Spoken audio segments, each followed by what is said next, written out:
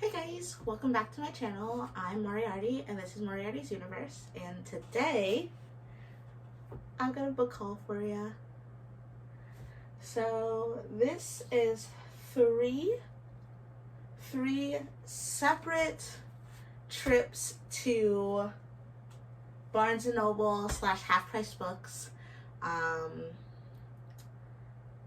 well aware it's only like the 4th of November, and I'm well aware I have a problem. So, getting that out of the way, let's talk about the books I got. So, first book is The Rook, and this is by Sharon Cameron. And I picked it up because it's giving me V for Vendetta vibes. So the back cover says, "Who needs a wedding ring when you can pick up a sword? History has a way of repeating itself. In the sunken city that was once Paris, all who oppose the new revolution are being put to the blade. Except for those who disappear from their prison cells, a red-tipped rook feather left in their place. The mysterious Red Rook is a savior of the innocent and a criminal in the eyes of the government. Meanwhile, across the sea in the Commonwealth, Sophia Bellamy's arranged marriage to the wealthy Rene Hazard is the last chance to save her family from ruin. But when the search for the Red Rook comes straight to her doorstep, Sophia discovers that her fiancé is not all he seems, which is only fair, because neither is she. As the Red Rook grows bolder and stakes grow even higher, Sophia and Renee find themselves locked in a tantalizing game of cat and mouse. During intrigue, delicious romance, and spine-tingling suspense fill the pages of this extraordinary tale from award-winning author Sharon Cameron." And it's normally $9.99, and I got it for $4.99, so. Next book on my list is Vicious by V.E. Schwab. I have heard nothing but good things about this novel. I have wanted it for a very long time. So when I saw it on the shelf, I knew I couldn't leave it behind. I got it for $8.99 when normally it's $17.99. And it includes a bonus short story and a teaser for the upcoming sequel, Vengeful. So, the back cover says, "Victor and Eli started out as roommates, brilliant, arrogant, lonely boys who recognize the same sharpness and ambition in each other. In their senior year, a shared research interest in adrenaline, near-death experiences, and seemingly supernatural events reveals an intriguing possibility that under the right conditions, someone could develop extraordinary abilities. But when their thesis moves from the academic to the experimental, things go horribly wrong." Next book I got was from Barnes & Noble, and this is called Cruel and Unusual by Molly McRae. I picked it up solely for the next sentence, a haunted yarn shop mystery. You guys know that I love to knit. You guys know that I love yarn, so it was not difficult at all to hop right into this novel. I have already started reading it. I think I'm on page 15 or 16, but I'll read you the back. Yarn shop owner Kath Rutledge is looking forward to the grand opening of the Blue Plum Vault, a new co-op of small shops. But in the week before the grand opening, two of the new shopkeepers, Nervy and Belinda, declare each other's embroidery patterns and antique embroidered linens fakes, copies, and stolen goods. Despite worries over the rivalry and vandalism, the opening is a success, until Belinda is found dead, stabbed in the back with a pair of scissors. Geneva, the ghost who haunts Kath's store, claims she saw the murderer leaving the scene of the crime. But the ghost is the ultimate unreliable witness. Only Kath and her shop manager can see or even hear her. That means it's up to Kath, and especially Geneva the ghost, to solve the crime before the killer cuts another life short. Sounds good to me. Next book on my list I got from Half Price Books. I got it for $5.49, and it is normally $10.99. It's a big boy. So this is The Dark Vault, and as I am to understand, this includes 2 novels. It includes The Archived and The Unbound, which are part of The Archived series, and it also includes a bonus short story. So, awesome. Back cover states, "Imagine a place where the dead rest on shelves like books. Each body has a story to tell, a life scene in pictures only librarians can read. The dead are called histories, and the vast realm in which they rest is the archive. Mackenzie Bishop's grandfather first brought her here 4 years ago when she was 12, frightened but determined to prove herself. Now her grandfather is dead, and Mac has grown into what he once was, a ruthless keeper, tasked with stopping often violent histories from waking up and getting out. Because of her job, she lies to the people she loves, and she knows fear for what it is, a useful tool for staying alive. Follow Mackenzie as she explores the boundary between living and dying, sleeping and waking, through these two timeless novels now bound together in this thrilling collection. With stunning prose and a captivating mixture of action, romance, and horror, The Dark Vault delves into a richly imagined world where no choice is easy, and love and loss feel like two sides of the same coin. I don't know about you, but I didn't need anything else. Next book I got on my list is one that I've had on my list for a while. I've taken it out from the library countless times, and I just never flippin' get around reading it. And that is Undead Girl Gang by Lily Anderson. I have heard really, really, really good things.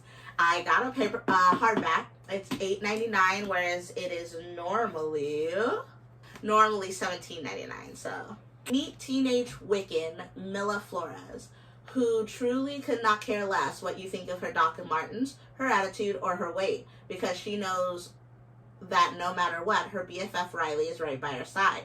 So when Riley and Fairmount Academy Mean Girls June Phelan Park and Dayton Nesseth die under suspicious circumstances, Mila refuses to believe everyone's explanation that her best friend was involved in a suicide pact. Instead, armed with a tube of lip gloss and an ancient grimoire, Mila does the unthinkable to uncover the truth. She brings the girls back to life. Unfortunately, they have no recollection of their murders, but they do have unfinished business to attend to. Now, with only 7 days until the spell wears off and the girls return to their graves, she must wrangle the distracted group of undead teens and work fast to discover their murderer before the killer strikes again. So, I don't know if you're new to this channel, but if you are, hi, I'm Moriarty, and I love quirky-ass mysteries. So, the fact that we've got zombies, teenage zombies, we've got a murder, possible suicide pact, and more, I didn't need anything else to pick this book up. I'm so excited to start reading this. We'll never be apart. Some promises are meant to be broken. By, goodness, Emiko Jin. Cool. I think it might be Jean. I'm excited. So I picked up the book because, one, the cover's gorgeous, and two, the top section of the back spoke to me. So it's hardback. It says, "Wherever you go, I'll go too. Do you promise?" she asked. "I promise," I said. "We'll never be apart." That to me sounds like a couple that's gotten unhealthily close.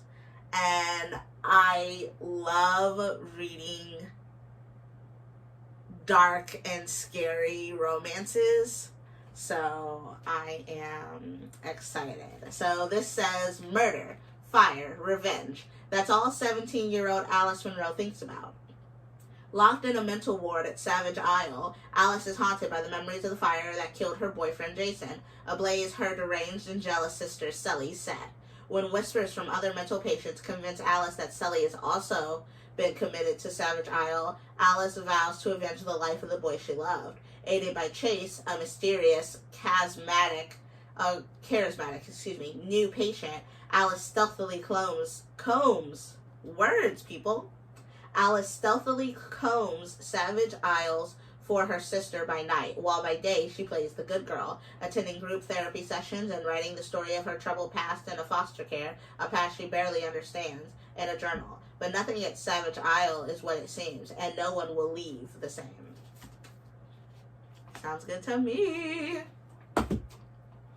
Next book I got from Barnes & Noble, and this is The Unstoppable Wasp, Built on Hope by Sam Maggs. Now, if you don't know who the Wasp is, she is a Marvel superheroine, and she is one of the founding members of the Avengers. Don't let the movies prove you wrong. Without her and Ant-Man, we wouldn't have the Avengers at all.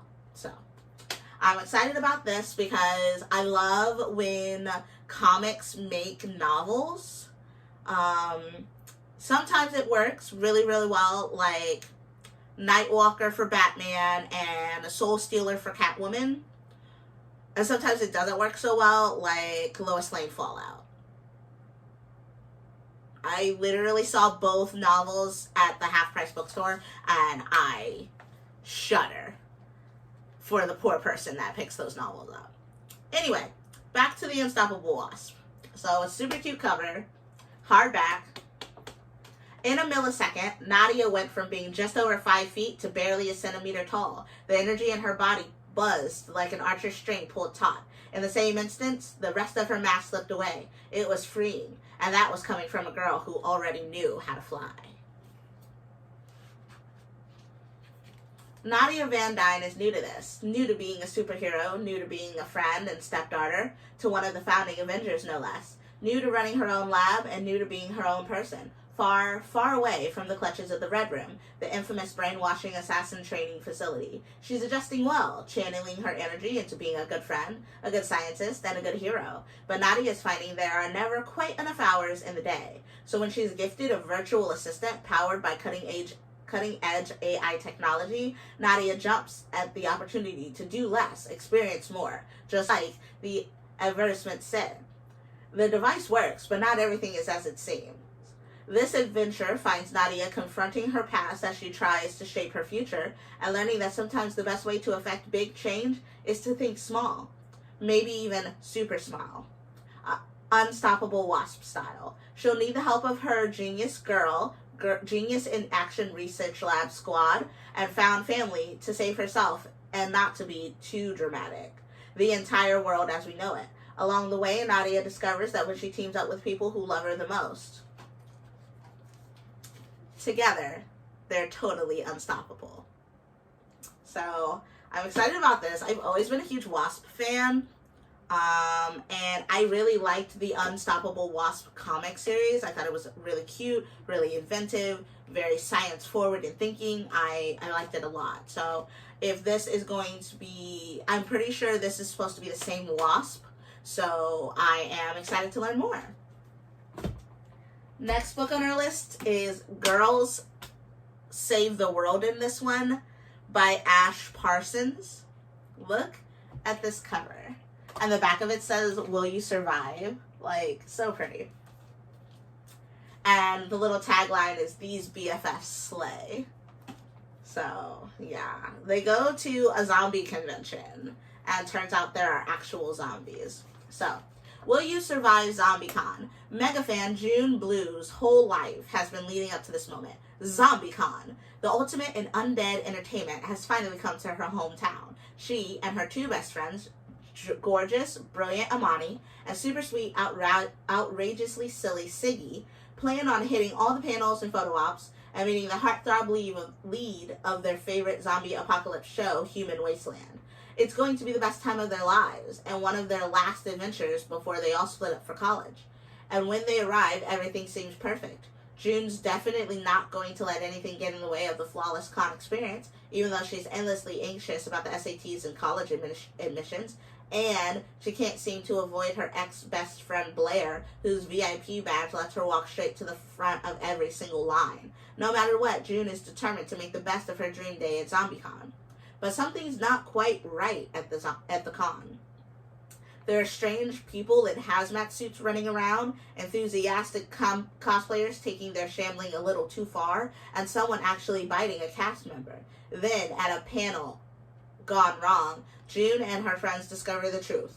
The zombie apocalypse is here. Now June, Amani, and Siggy must do whatever it takes to survive a horde of actual flesh-eating zombies and save the world. Almost done. We got 5 books left. Next book on our list I got from Half Price Books, and it's called Suicide Notes from Beautiful Girls by Lynn Weingarten. It's hardback. I got it for $8.99, but it's usually $17.99, so that's nice. And the cover says, say Delia burned herself to death in her stepfather's shed. They say it was suicide. But June doesn't believe it. June and Delia used to be best friends in that way that comes before everyone else, before guys, before family. It was like being in love, except more. They had an infinite number of secrets, tying them together like thin silk cords. But one night a year ago, everything changed. June, Delia, and June's boyfriend Ryan were just having a little fun. Their good time got out of hand. And in the cold blue light of morning, June knew only this: things would never be the same again. Now Delia is dead. June is certain she was murdered, and she owes it to herself to find out the truth, which is far more complicated than she ever could have imagined.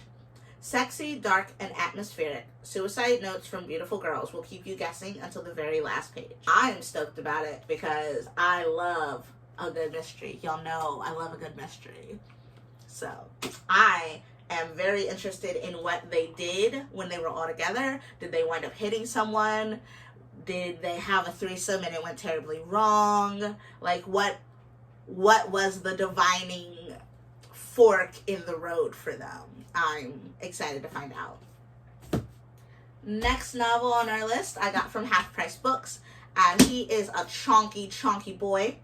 It's called You're Next by Kylie Shakti, and it's a James Patterson Presents. And I did not read the inside of it. I literally only read the back, and it says, Flora, I need your help. Come fast. A dead body, a murdered ex-girlfriend, a dangerous plot that means no one's safe. Who's next? Flora Calhoun is about to find out. I don't know about you, but I didn't need anything else. So I picked it up, and I am stoked to get started. But like I said, he's a big boy. The cover says, how far would you go for vengeance? Flora Calhoun has a reputation for sticking her nose where it doesn't belong. When she gets a midnight call from her terrified ex-girlfriend Ava, hey, representation! She doesn't hesitate and arrives just in time to see Ava bleed out in a dark alleyway. Determined to do something, Flora digs deep into the illicit activities of her classmates to avenge not just Ava, but all of the dead girls whose killers were never found.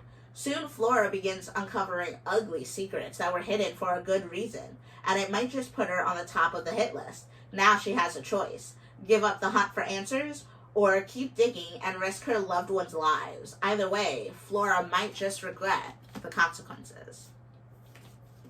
So, super stoked about this one. On my list that's an actual novel is called Good as Gone, a novel of suspense by Amy Gentry. It's a book of the month.